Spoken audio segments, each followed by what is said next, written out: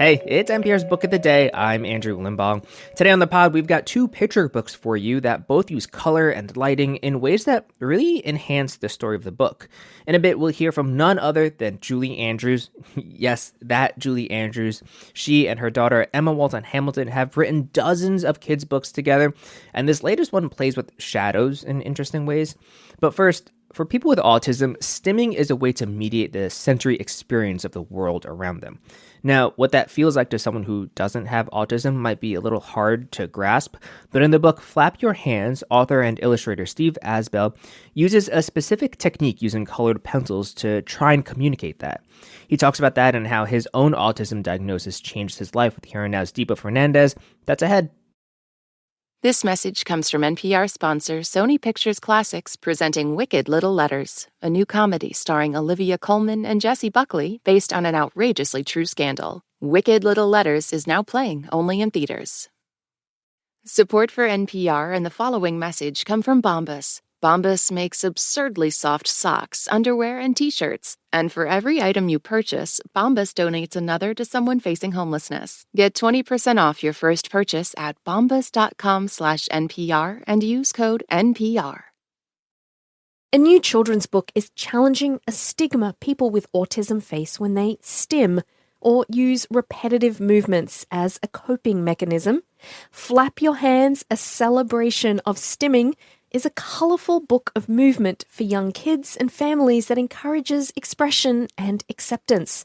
Steve Asbell is the author and illustrator. He himself is autistic, and he joins us now from Jacksonville, Florida. Steve, welcome. Thanks. Steve, let's start with a little context here. The Centers for Disease Control and Prevention reported last year that 1 in 36 children was diagnosed with autism. You personally were diagnosed autistic as an adult. I wonder how that realization changed your perspective about your life. It actually improved it greatly. It helped me not only accept who I am, but honestly celebrate who I am and just practice self-care better. You know, I'm curious that you use the word celebration. That's also in the subtitle of your book. This book really is a celebration. I imagine a lot of your life, the way in which you walked in the world, was not celebrated. I'd say it'd be accurate. Like a lot of other late diagnosed autistics, I learned to mask behaviors that would be considered not normal, whether due to stigma or internalized pressures, where you just pretty much teach yourself not to do the thing that's going to get you made fun of. When in reality, maybe some of that behavior is actually about calming your nervous system or just kind of regulating in a world that might be overwhelming you at that moment.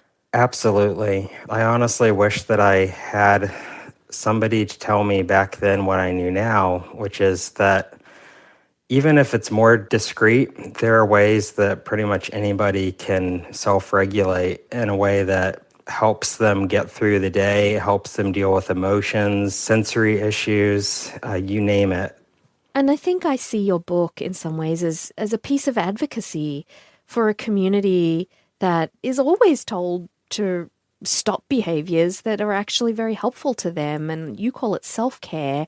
Some listeners might be aware of behaviors such as flapping, which is in the title of your book, where, you know, you can maybe picture a child waving their arms up and down. And I appreciated that you started your book with a short description for families to understand what stimming is. Can you tell us that?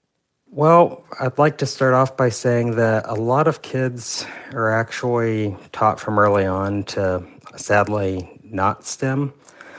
It's a very personal decision with parents. You know, they're trying to help their kids adapt to the world and be seen in a way that's helpful to them. But I think it's important for readers to realize that flapping, rocking, things like that, they actually do serve a function. They do help just get through any situation. Yet, as well-meaning parents or caregivers or teachers, as you try to maybe tell a child, because as you just said, you want the world to see them as quote unquote normal, you're actually taking away their ability to self-calm or to self-regulate, which feels like the opposite of what the intention is. Absolutely, because what that can do is that can lead to kids having depression, anxiety. I mean, pretty much teaches a kid that they're less than just because of the way their brain and their body works.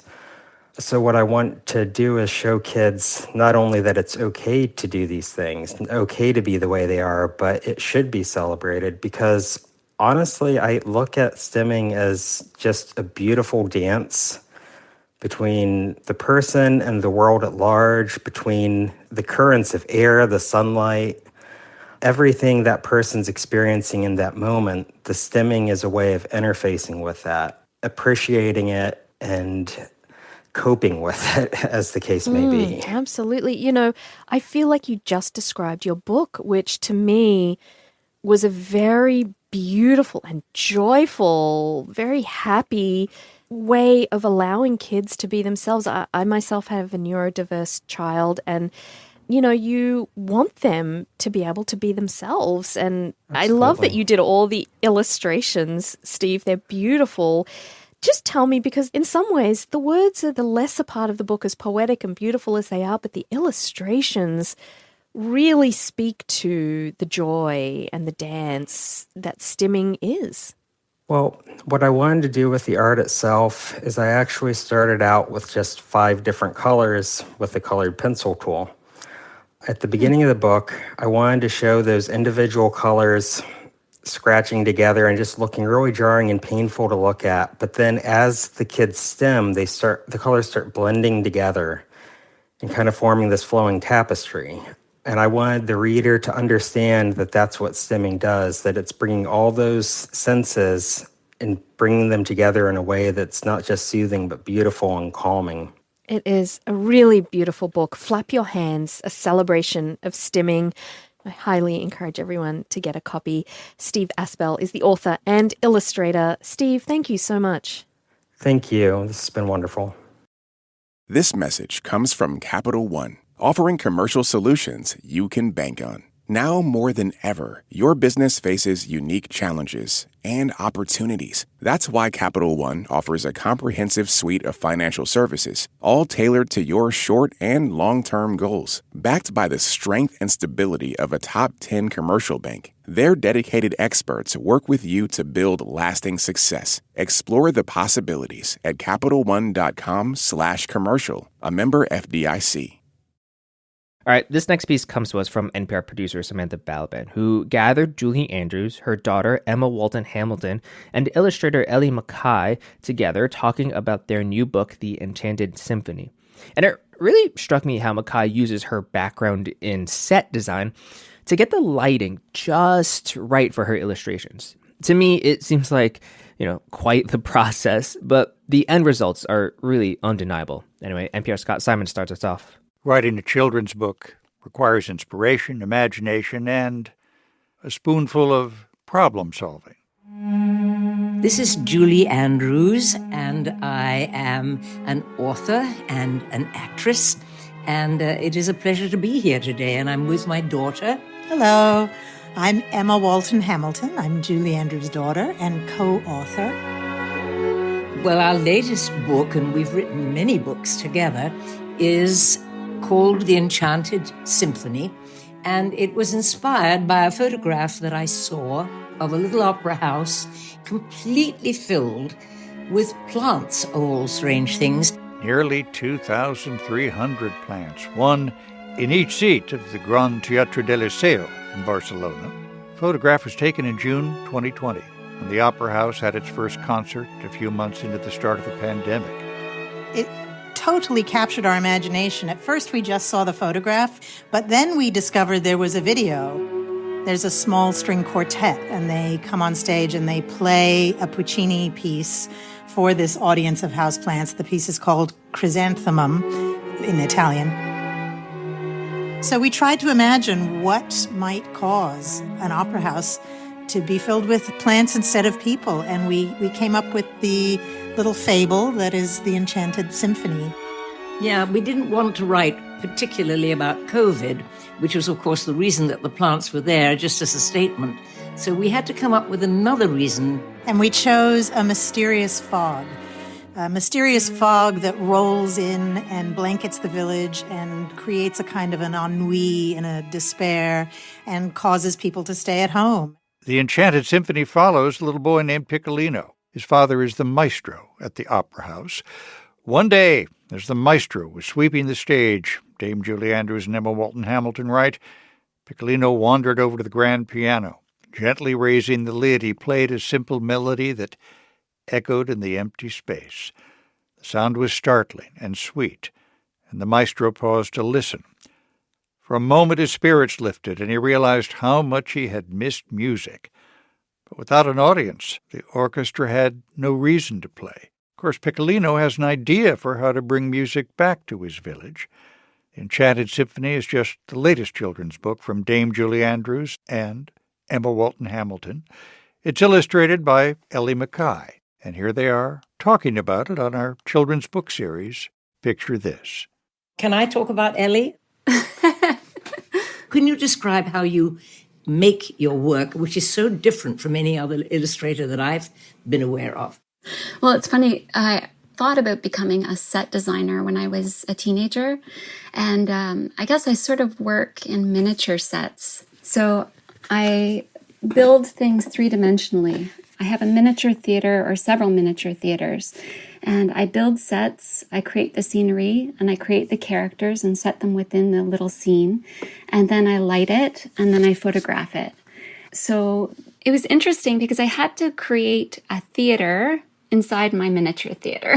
So I thought about all of the seats and the lighting, the chandeliers, how the curtains would fall and how the stage would be set. And I thought about how I would layer these houseplants further and further away, so it creates that sense of depth. I don't know how you manage the fog in your illustration, but it's brilliant. Oh, thank you. The key things that were uppermost in our minds were a quality of timelessness. We wanted it to have a sort of the quality of a fable or a fairy tale.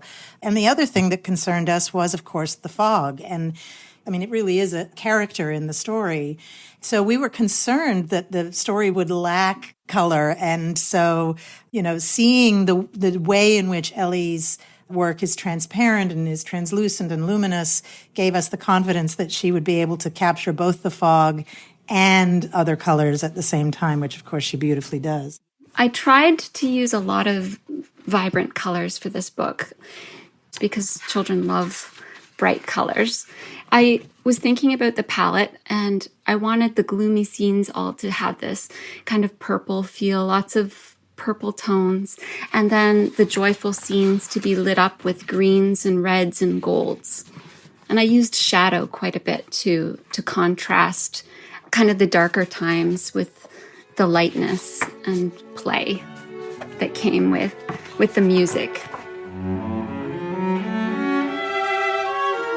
Really, and I love, Elly, in the book, how you've woven the music when it's coming out of the great opera house doors, and you feel the sound of the music by the way you've illustrated it. It's lovely.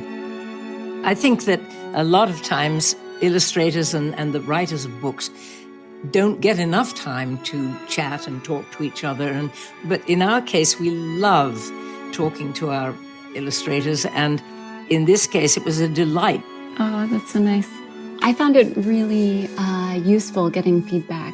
One of the great things about working this way is that it's so easy to change things. So I'll leave one of my sets up until it's actually finalized and approved, so I can move things around. So one suggestion was fewer flowers and more houseplants. And so I got busy and made more and more houseplants and filled my little theater full of houseplants.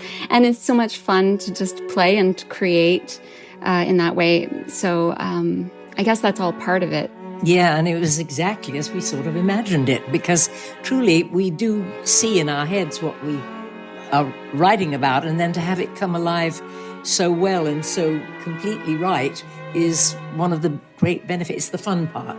There is one particular illustration that I think is my favorite, which is of Piccolino, our little boy, throwing open the great opera house doors to let the music out into the world. And the music is surrounding him and moving and sparkling, and it's full of joy. Full of joy and radiance. And he is full of joy. He's sort of jumping in the air with his arms in the air, and there's this light from behind him. I don't know if you knew this, but Piccolino, I was imagining my son the whole time that I was thinking of the story. I was imagining how he would go through things. He loves to grow things. So he grew all sorts of trees from seed, and he brought them out into our front yard and set up a stand like you'd set up a lemonade stand and sold them to our neighbors. So we have trees around our community that he started from seed. And so, yeah, he's that kind of outgoing kid that connects with everyone. So I was thinking about him throughout the story. We didn't know that. That's just wonderful. Basically, the little book is about what matters most in your life, and don't lose sight of the really important values, which to Emma and to me are obviously nature and the arts and family and community. Community in general, yes. When we started writing together 25 years ago, my mom was living in Los Angeles and I was living on the East Coast. And my children were very young and in school, and we could only work together early in the mornings. And of course, Mom was 3 hours behind. We would actually work via phone at those days, but Mom would always come to the phone in her nightgown because it was so early in the morning. And as a way of sort of preparing herself for the workday, she would spritz herself with perfume. Which Even no though one could see or smell, but No. It made me feel a little more awake at 6 a.m. It was so funny. But now, happily, we live in the same town and we are able to be together in the same room when we write, which is invaluable. Also, I think we have different strengths, which is what makes us so compatible in a way, because Emma is a wonderful teacher of children's creative writing, and her strength is that she's the nuts and bolts of our books. She does, for instance, all the important things like the first act, the second act, the third act, and I'm more the flights of fancy. I mostly write the opening or the pastoral scene or the end of the book or the ends of chapters, or sometimes, well, we each come up with sometimes an idea for a character halfway through the book that might be an interesting left turn, so to speak. And it's really a process of finishing each other's sentences, as you can probably gather from hearing us talk. And then, of course, multiple printouts and multiple edits and revisions. And multiple cups of tea to help stimulate us along the way. Always PG tips. English breakfast with milk. That's what I'm drinking as I'm talking to you. I think what we have learned most from working together is the degree to which being creative casts a kind of a magic spell on our relationship, on our lives. That shared time together spent just being creative and creative problem solving. And playing in a sandbox that is totally individual and full of imagination. It's a lovely place to go. It's almost like creative weightlifting, it strengthens our relationship. Yeah, anything like that. Yeah, it really strengthens our relationship. Emma Walton Hamilton, Dame Julie Andrews, and illustrator Elly MacKay, all talking about their new children's book, The Enchanted Symphony. Our series Picture This is produced by Samantha Balaban. That's it for this week on NPR's Book of the Day. Let us know what you think. You can write to us at bookoftheday@npr.org. I'm Andrew Limbong. The podcast is produced by Isabella Gomez-Sarmiento and edited by Megan Sullivan. Our founding editor is Petra Mayer. The show elements for this week were produced and edited by Chris Bentley, Todd Munt, Ed McNulty, Ryan Bank, Thomas Danielian, Melissa Gray, Gabe O'Connor, Ashley Locke, and Samantha Balaban. Beth Donovan is our managing editor. Thanks for listening.